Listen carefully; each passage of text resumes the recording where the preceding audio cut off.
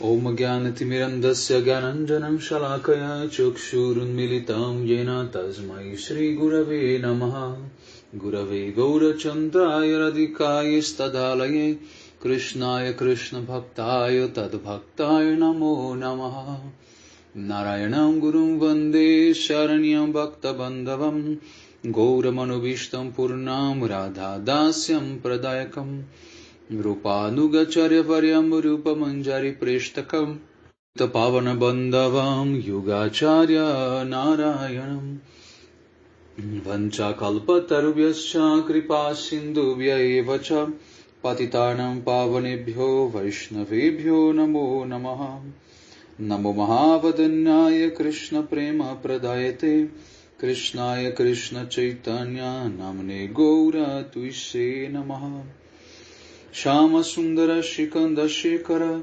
Ismerahasar Murali Manohara Radhikara Shikamam Kripanide Swapriya Charana Kinkarim Kuru Tapta Kanchana Gaurangi Radhe Vrindavaneshwari Vrishabhanushute Devi Pranamami Hari Priye Vrindai Tulasi Devyai Priyai Keshavasya Krishna Bhakti Prade Devi Satyavatyayi Namo Namaha Shri Krishna Chaitanya Prabhu Nityananda Shri Advaita Gadadhara Shri Vasadi Gaura Bhakta Vrinda Hare Krishna Krishna Krishna Hare Hare Hare Ramo Ramo Hare Hare. Então, primeiramente eu gostaria de dar início oferecendo as minhas mais humildes e respeitosas reverências a poeira dos pés de lótus de Paramardatama Shri Guru Pada Padma Nitalila Pravistom Vishnupada Paramahamsa Parivrajacacharya Astottara Sata Srimad Shila Bhaktivedanta Narayana Goswami Maharaj Shila Gurudeva e também a todos os Shirupano Gauriya Guru Varga, a todos os Tridandis Sannyasis, Brahmacharis, Vaishnavas e Vaishnavis e a todos aqui hoje reunidos as minhas mais respeitosas reverências.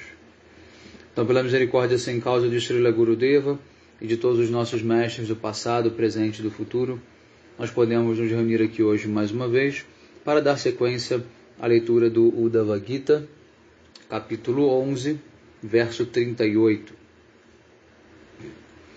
Se um brahmachari deseja satisfazer seus desejos materiais, então ele deve aceitar o ashram de Grihastha. Se o desejo de um brahmana é somente avançar no caminho da realização espiritual, então ele deve aceitar o ashram de Vanaprastha ou de Sannyasa. Aquele que não está rendido a mim deve mover-se progressivamente de um ashram para o outro. Tá? Do contrário, ele não estará atuando de uma maneira, vamos dizer, correta. Ou seja, aquele que não é completamente rendido a Krishna, ele precisa seguir todo o processo, passo a passo, prescrito, né, de mudando de um ashram para o outro. Agora, aquele que já é rendido a Krishna, ele pode pular esses ashrams e ele pode automaticamente se tornar um sannyasi, ou seja, alguém totalmente dedicado ao serviço de Krishna exclusivamente, sem precisar passar pelo ashram de Grihastha e de Vanaprastha. Mas, se o brahmachari, ele ainda quer satisfazer alguns desejos materiais, como por exemplo, ter família, esposa, filhos, aí ele não pode ir direto para o sannyasa, ele tem que passar então pelo ashram de Grihastha, constituir família, e depois, mais tarde, quando os desejos estiverem totalmente satisfeitos, ele pode entrar no Vanaprastha, que é renunciar à vida familiar, e mais tarde, quem sabe, se ele se estabilizar na vida espiritual e mostrar um bom progresso, ele possa então finalmente se tornar um sannyasi. Dar um exemplo prático para vocês. Eu me tornei um brahmachari, mas não desejei me casar, não desejei ter filhos e família, então por isso eu não passei pelo ashram de Grihastha e nem de Vanaprastha. Eu fui automaticamente para o ashram de Sannyasa. 39. Aquele que deseja entrar no ashram de Grihastha deve se casar com uma moça do seu Varna, do seu próprio Varna. Ou seja, se ele é um Brahmana, ele deve se casar com uma moça Brahmani. Se ele é um Kshatriya, ele deve se casar com uma moça Kshatriya. E assim por diante. E que ela deve ser mais jovem do que ele.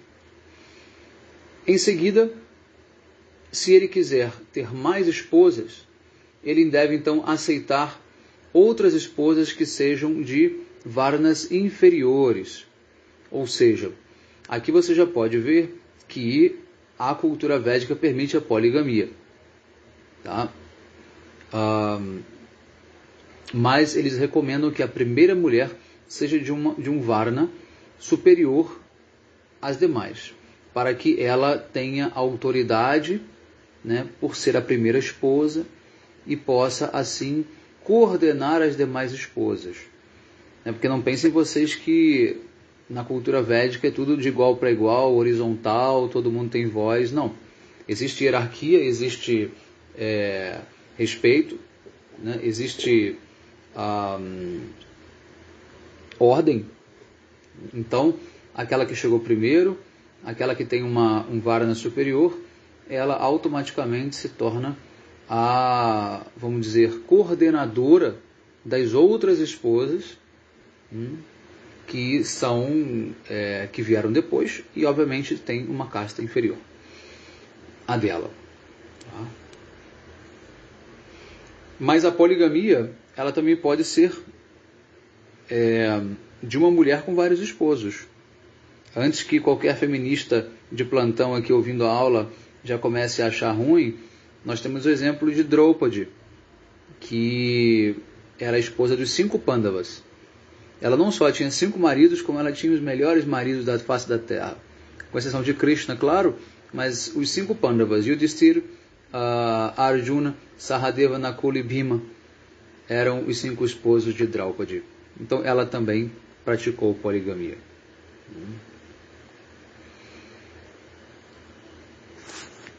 Próximo verso 40.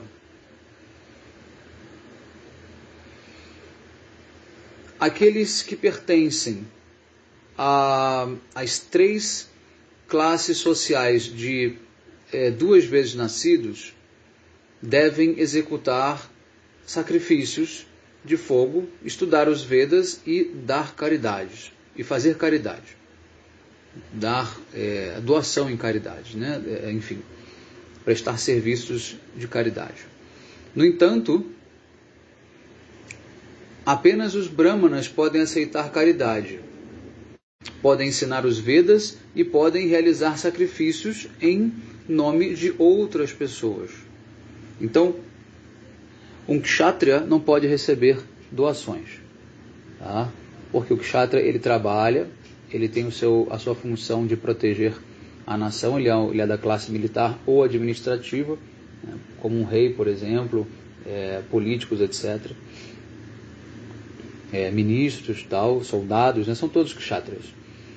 E eles não podem receber, bem como os vaishyas e os shudras, porque eles também trabalham. Já os brahmanas, eles não trabalham. Eles vivem em função da vida sacerdotal. Então, eles recebem muitas doações. Então, os reis mantêm os brahmanas num alto padrão de vida. Porque o brahmana precisa ficar totalmente dedicado à vida espiritual. Ele tem que estar 100% ali à disposição do rei para qualquer ritual sagrado. Ele não pode estar trabalhando e dizer para o rei, olha, agora eu estou ocupado porque eu preciso cuidar, preciso fazer dinheiro, entendeu? Então, ele não pode estar ocupado com nenhuma outra coisa. Todo o tempo dele tem que ser dedicado aos estudos, à prática, às austeridades, né? Enfim, e estar ali dedicado a servir a sociedade dessa maneira. Então, portanto, ele merece receber doações para manter a sua vida. Tá? 41. Um brahmana que considera que aceitar caridade dos outros destrói a sua austeridade, a sua proeza espiritual, a sua fama, ele deve então manter-se apenas ensinando o conhecimento védico e ocupando-se como um sacerdote de sacrifícios. Se ele considera essas duas atividades como também sendo atividades falhas, ele deve então permanecer coletando grãos nos campos de agricultura. Ou seja, se um Brahmana não cumpre com aquilo que ele foi destinado a cumprir, que é fazer sacrifícios, receber caridade dos outros, transmitir o conhecimento védico, ele então não tem outra opção, senão ir coletar grãos caídos nos campos. Quando os Vaishyas terminarem, de fazer as suas colheitas, muitos grãos caem pelo chão. Então você pode ir lá coletar aqueles grãos e comer. Ou seja, é uma espécie de punição. É uma espécie de vida muito austera. Imagina você levar uma vida assim. Então aqui ele está descrevendo os brahmanas que questionam demais sobre o valor de você transmitir o conhecimento védico, etc, etc. 42. O corpo de um brahmana não foi feito para desfrutar de gratificação dos sentidos. Ao contrário, ele foi feito para executar austeridades nessa vida. Então, um brahmana, ele irá assim desfrutar de ilimitada felicidade após a morte, caso ele pratique então as austeridades. Um brahmana foi feito para praticar austeridades. Então, uma pessoa que está o tempo inteiro desfrutando dos seus sentidos, ele não pode ser considerado um brahmana. Tá? Ele vai ser considerado algo inferior. -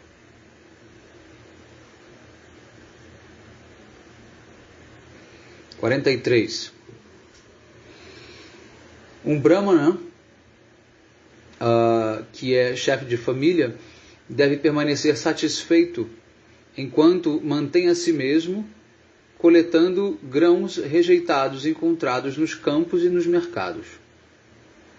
Mantendo-se assim livre de qualquer desejo pessoal, ele deve praticar os princípios religiosos enquanto fixar a sua mente em mim.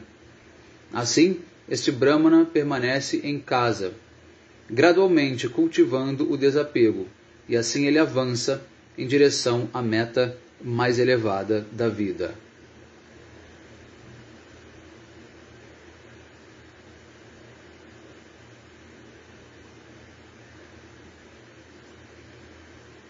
Próximo verso, 44. Assim como um navio resgata pessoas que caíram no oceano e estão se afogando, eu liberto aquele meu devoto brahmana que possa estar aflito ou afligido com a pobreza e cujos esforços para libertar os outros do oceano, e que se esforça para libertar os demais do oceano de nascimentos e mortes. Então Krishna ele sempre vai manter os seus devotos. Aqui a gente sempre se lembra da história daquele brahmana que saía para coletar todos os dias, pedir esmolas, e certa vez antes de sair ele estava lendo o Bhagavad Gita, e no Gita estava mencionado um verso que dizia Ananyas chintayantomam jayjana parupasate teshanithabhyuktanaha yogakshema vahamyaham. Ou seja, Krishna diz que para aquele que me adora com exclusividade, eu trago o que ele necessita e mantenho aquilo que ele tem. Só que esse brahmana pensou, nossa, eu vivo tão pobre, quase não tenho coisas para comer, não tenho roupas para vestir. Como é possível que Krishna mantém os seus devotos dedicados e traz o que eles precisam? Como assim Krishna mesmo vai trazer o que eles precisam? Eu simplesmente não acredito nisso. Então ele cortou, ele riscou aquele verso de caneta, né? E ele partiu, foi fazer a sua coleta diária e deixou a sua esposa em casa. Passado um certo tempo, bate na porta da casa dele, né? E a esposa abre, é um menino carregando um fardo bem pesado, e ele diz para a senhora: olha, o seu marido me mandou trazer esse fardo e estava muito pesado, né? E ele ainda bateu em mim. Olha aqui as minhas costas, como está machucada.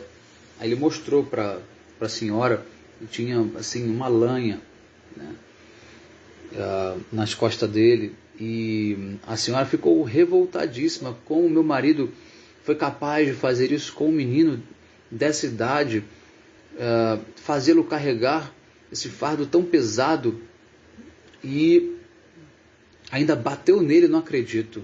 Aí ela pega aquele fardo, pede para o menino entrar, disse que vai cozinhar alguma coisa que ele esperasse, e ela vai para a cozinha e começa a cozinhar e preparar algumas coisas. Um pouco mais tarde, então, o marido chega. Quando ele chega em casa, a mulher dá uma bronca nele, mas fala muito, chama ele de cruel, de sem coração, de abusador de menores, de crianças, enfim, todo tipo de adjetivo que ele mereceria. E ele fica totalmente confuso. Na verdade, ele diz para a esposa: olha, eu não mandei ninguém aqui trazer fardo nenhum de comida, quanto mais bater no menino. E ela não acreditou nele, até que ele teve um insight. Ele foi até o livro dele, até o Gita que ele havia estudado de manhã, e ele abre naquela página onde ele parou, e quando ele vê aquele verso que ele havia riscado, o verso já não tinha mais a marca de caneta que ele havia feito. E aí ele olha para a esposa e diz: aquele menino era o próprio Krishna. E aquela marca que você viu nas costas dele foi a marca que eu fiz aqui sobre o verso. O risco que eu fiz aqui sobre o verso. E Krishna hoje provou que ele realmente traz aquilo que o devoto dele necessita. E aí os dois entraram em êxtase por ter recebido essa misericórdia de Krishna. 45. Assim como o rei dos elefantes protege todos os outros elefantes sob o seu abrigo e também defende a si mesmo, da mesma forma, um rei, ele é como um pai, e ele sempre protege os seus súditos e também defende a si mesmo dos adversários. Então, o dever do rei está descrito aqui nesse verso. O rei tem a função de proteger como um pai. O rei não é um usurpador do poder, o rei não é um tirano.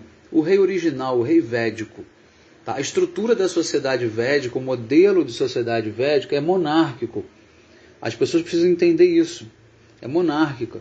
Não é uma anarquia, não é amor livre, cada um por si, Deus por todos. Não é assim.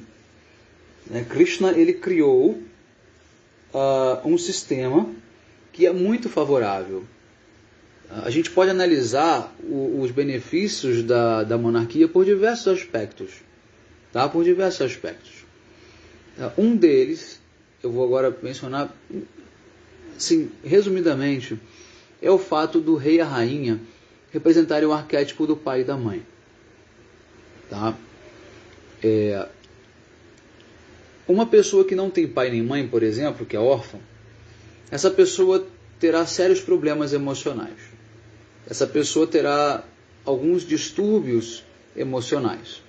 Isso vai refletir na forma como ela reage com o mundo, na forma como ela empreende, na forma como ela trabalha, na forma como ela mantém o seu casamento, os seus filhos, etc, etc. Mas, se ela tem ali um arquétipo de pai e mãe que substitua aquele vazio, automaticamente a mente dela se acalma. Então, esse é um dos benefícios de você ter um rei e uma rainha. Outro benefício é o fato deles permanecerem a vida inteira com os seus súditos. E não como um presidente que muda a cada 4 anos. O camarada não se importa com o povo porque ele está simplesmente tentando se eleger. E depois ele está simplesmente tentando se manter no poder. E depois ele simplesmente está tentando deixar aquele poder, né, e tirar maior proveito, maior vantagem possível. E as pessoas ficam sempre envolvidas o quê? Numa instabilidade, numa ansiedade de quem será o próximo, o que esse próximo fará, o que o atual está fazendo, e aí você tem os escândalos de corrupção, uma série de coisas. Esse sistema ele não funciona, ele é um sistema instável, é um sistema que permite o quê?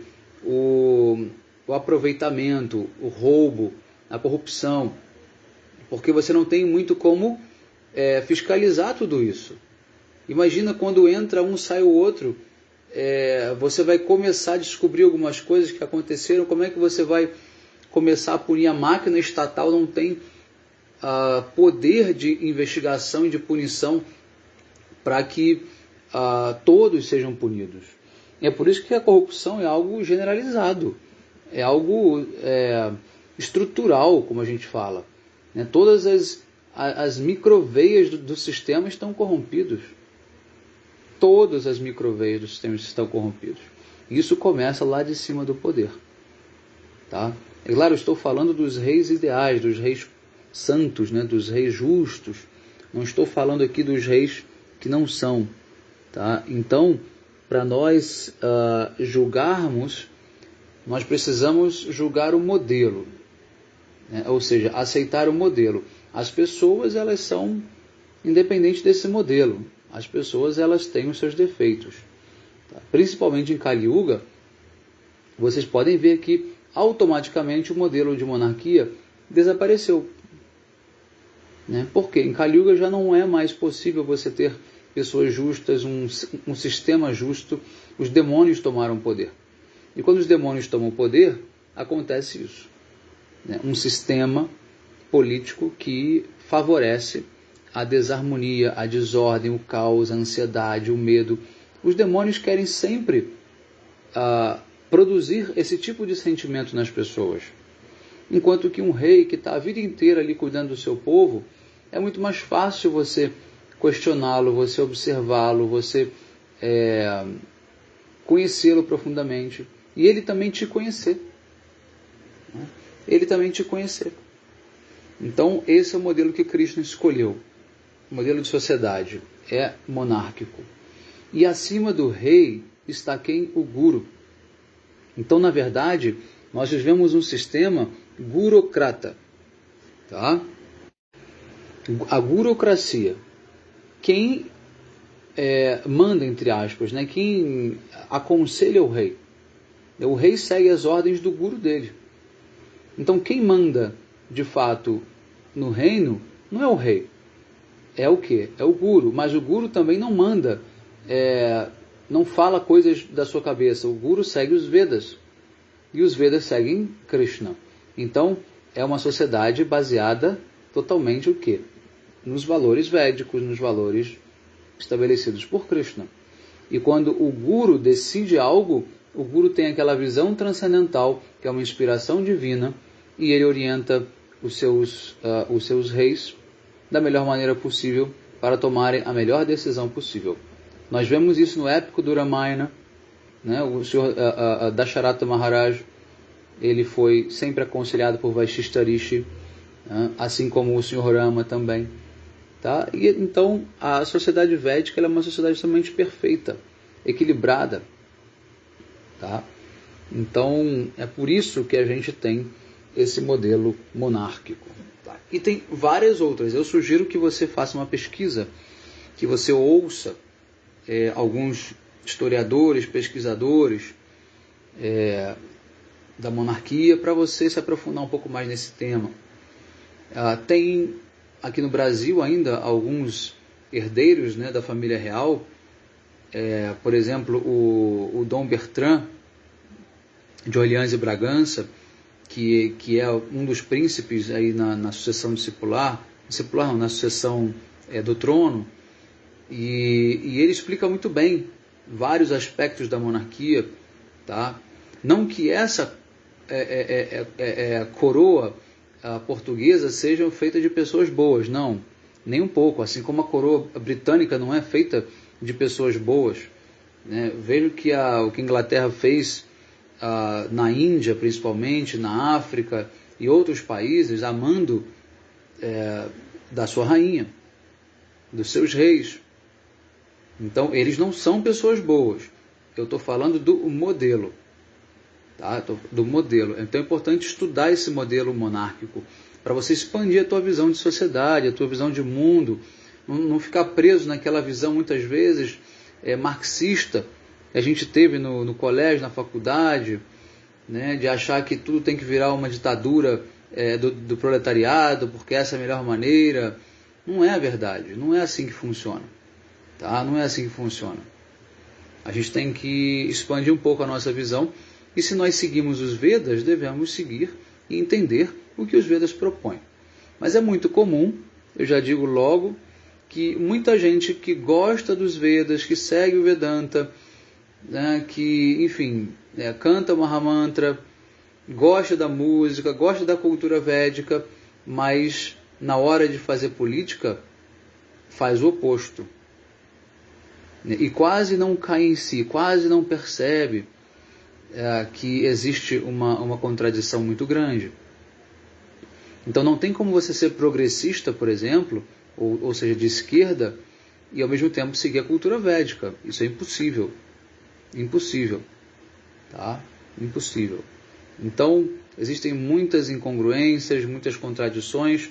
Observe a si mesmo, questione-se, veja se você está de fato sendo coerente com aquilo que você tem como ideal, que é a cultura védica, e você precisa aceitá-la 100% por inteiro. Você não pode simplesmente dizer que a cultura védica tem alguns pontos positivos e outros negativos, porque ela é inteiramente inspirada por Krishna. Então Krishna, ele é perfeito. Então a cultura védica é perfeita. Você não pode selecionar partes que te agradam e deixar outras partes que não te agradam. Você precisa seguir a cultura como um todo. Você precisa aceitar. Por quê? Porque é uma cultura divina. É uma informação, é um modelo divino, transcendental. Mesmo que feito para o mundo material, ela é transcendental por quê? Porque ela serve para todos os momentos da existência. Não importa o ano que seja, bilhões de anos para trás ou bilhões para frente, o modelo de sociedade proposto é sempre o mesmo. Tá? E lá, na morada transcendental de Krishna, também existe a concepção da estrutura monárquica, da estrutura do Varnashram na sociedade. Tanto que as gopis, elas são consideradas as mais elevadas porque elas conseguiram abandonar todas essas designações, tá? E se render a Krishna. Tá certo? Texto 46. Um rei que protege a si mesmo e aos seus súditos, removendo todas as atividades pecaminosas do seu reino, certamente poderá desfrutar com Indra, né, nos aeroplanos celestiais, que são tão brilhantes quanto o sol. Ou seja, aquele rei piedoso, aquele rei que cumpre com a sua função de maneira impecável, ele pode desfrutar dos planetas celestiais, do Senhor Indra, que é o rei dos semideuses, é o planeta mais opulento que a gente tem aqui no mundo material. Próximo, 47. Se um Brahmana é incapaz de manter a si mesmo, executando os seus deveres prescritos, ele deve então aceitar a ocupação de um Vaishya. E assim deve salvar a si mesmo da pobreza. Ou seja, um Brahmana que não se encaixa, que não tem qualidades brahmínicas, de austeridade, de sacerdócio, etc., etc., ele então deve trabalhar como um Vaishya. Deve buscar um negócio, porque a qualidade dele não está baseada no nascimento dele como Brahmana. Então ele precisa fazer uma atividade correspondente ao seu talento nato, não ao seu nascimento. Tá? E ele então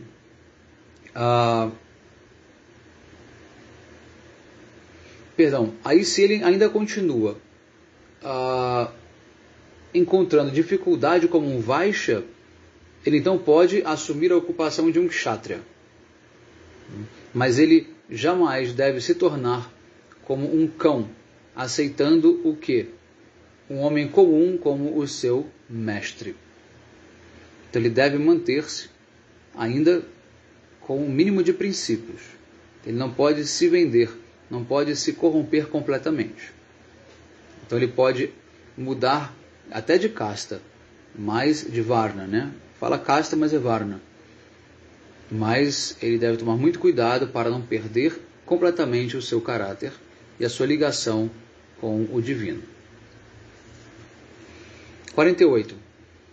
Um kshatriya que não pode manter a si mesmo através da sua ocupação normal pode atuar como um vaishya e manter-se caçando, por exemplo, né? Ou ensinando os Vedas aos outros, mas ele jamais deve aceitar a profissão de um Shudra, ou seja, trabalhar, né, pesado com os braços, como construtor, agricultor, enfim, e vários outros serviços.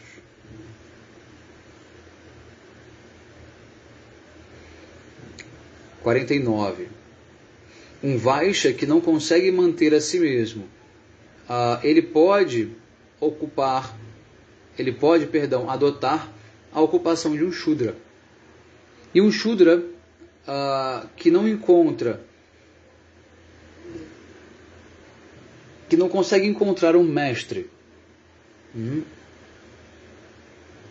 pode simplesmente trabalhar, assim como fazendo cestas de bambu, né, ou esteiras de palha. No entanto, todos os membros da sociedade que adotarem uma ocupação inferior devido a situações emergenciais, eles devem abandoná-las, né, assim que aquela dificuldade passar. Então veja aqui que Krishna já está prevendo que podem haver crises na sociedade, na existência, momentos de, em que as coisas elas acabam não se desenrolando da maneira como deveriam, e é preciso que os seres humanos se adaptem, né, e busquem outras ocupações. Às vezes você vai ter uma crise econômica, por exemplo, devido a uma guerra, então você força, muitas vezes, Shudras e Kshatriyas ou Vaishyas a terem que mudar as suas ocupações. Então que eles façam isso, mas só enquanto durar aquela crise. Depois eles devem retornar à sua posição original. 50. De acordo com os seus meios, os chefes de família devem adorar diariamente os sábios e santos, né, através do estudo dos Vedas, e os seus antepassados, oferecendo oblações, e também aos semideuses, executando sacrifícios. As entidades vivas em geral, oferecendo alimentos a elas, no caso pessoas e animais, né, e aos seres humanos. Perdão, então aqui não incluiu os seres humanos. Entidades vivas seriam animais, insetos, etc. Oferecendo alimento para eles. E aos seres humanos, oferecendo-lhes água e grãos. Eles então devem executar os 5 tipos de sacrifícios diários, enquanto estão servindo, né, os semideuses, os sábios, antepassados. E apesar de todos os tipos de entidades vivas serem representações das minhas variadas potências, Krishna diz. Então você pode adorar essas entidades desde que você entenda que elas estão ligadas a Krishna. Tá? Você pode adorar os seus antepassados desde que você entenda que eles são também uma manifestação da energia de Krishna. Tá? Agora, adorar por adorar não faz sentido. 51.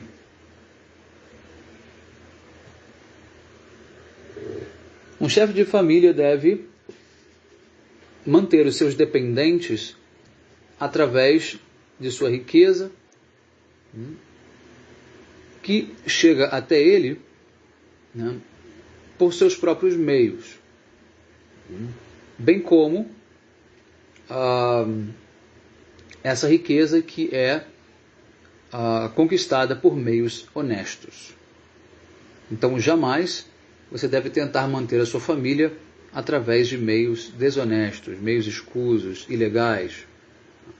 Ele deve também utilizar a sua riqueza para a realização de sacrifícios e outras funções religiosas.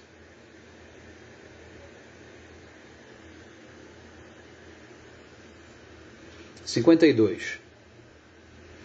Embora o chefe de família possa ter muitos dependentes, ele não deve ficar apegado a eles, pensando que eles são, pensando que ele tem uma relação intrínseca com esses parentes dependentes. E nem mesmo ele deve se tornar orgulhoso e considerar a si mesmo como uma espécie de Deus, por ter muitos parentes, muitos subordinados ali na família, ligados a ele, dependentes, não subordinados, mas dependentes dele.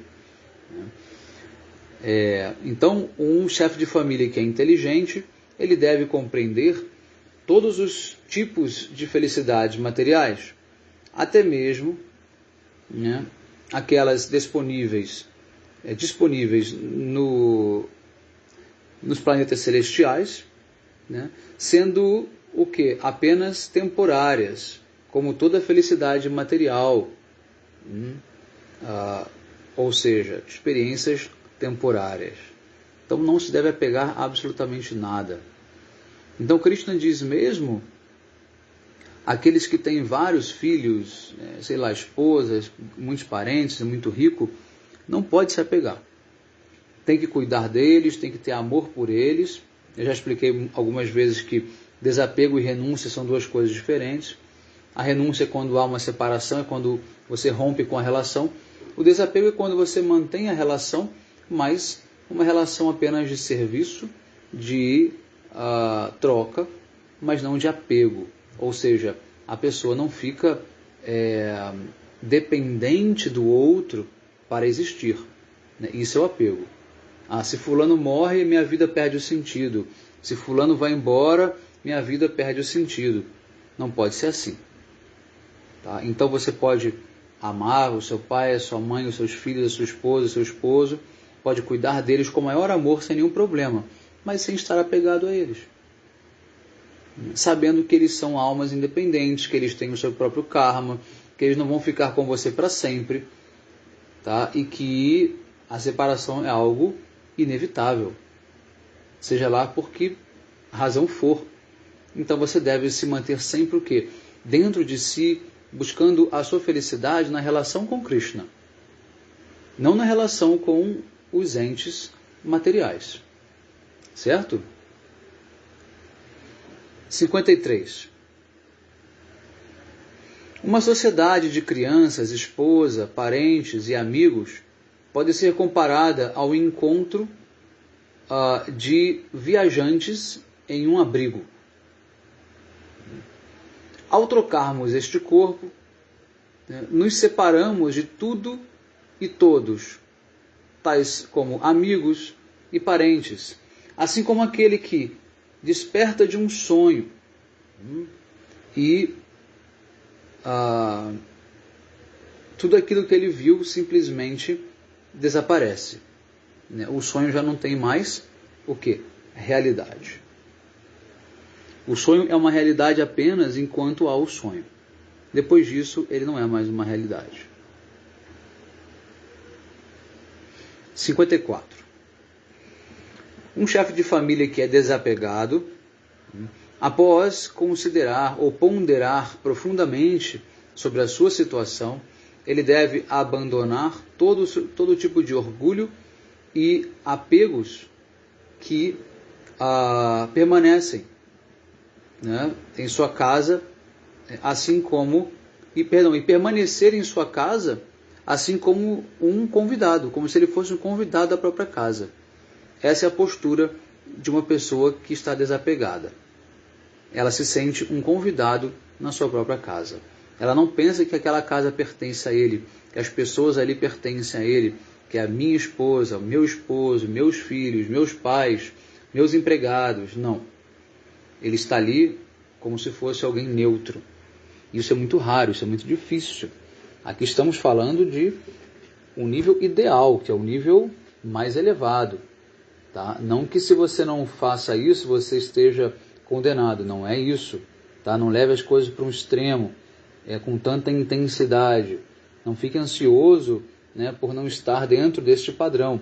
Isso aqui é um modelo a ser seguido. E você vai agora, aos poucos, né, conhecendo qual é a meta, conhecendo qual é o modelo, procurar se esforçar. É tudo muito devagar, tranquilamente, a evolução vai acontecendo. Não precisa entrar em parafuso, achar que agora já está tudo perdido porque você não é esse modelo. É claro que você não é esse modelo. Isso aqui é raríssimo ser encontrado.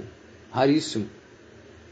Poucos são aqueles que de fato vão conseguir chegar nesse patamar de compreensão e de vivência nessa vida. Não significa que os demais percam seu valor, devam simplesmente abandonar tudo. Não, não é isso. É para a vida continuar. É para você tomar isso aqui como um estímulo, um exemplo. E você vai passo a passo conquistando, né, um pouquinho de cada vez. Né? Devagar e sempre. Lembre-se sempre disso. Devagar e sempre.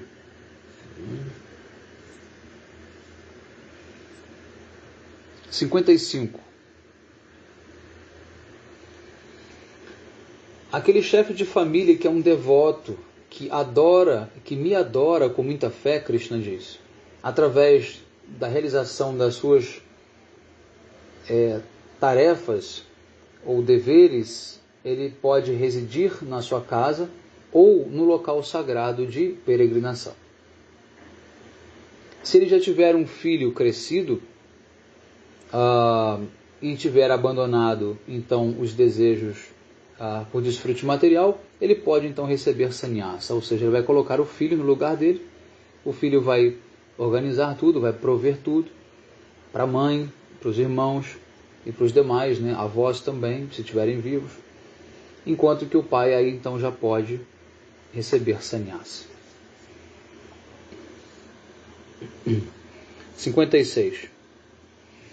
No entanto, um chefe de família que é miserável e que tem desejos fortes de desfrutar do seu dinheiro, de desejos luxuriosos com a sua esposa e do contato com os filhos, e assim ele pensa que tudo isso é meu e eu sou o mestre de todos, ele está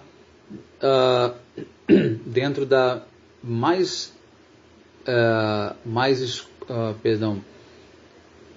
profunda escuridão da ignorância.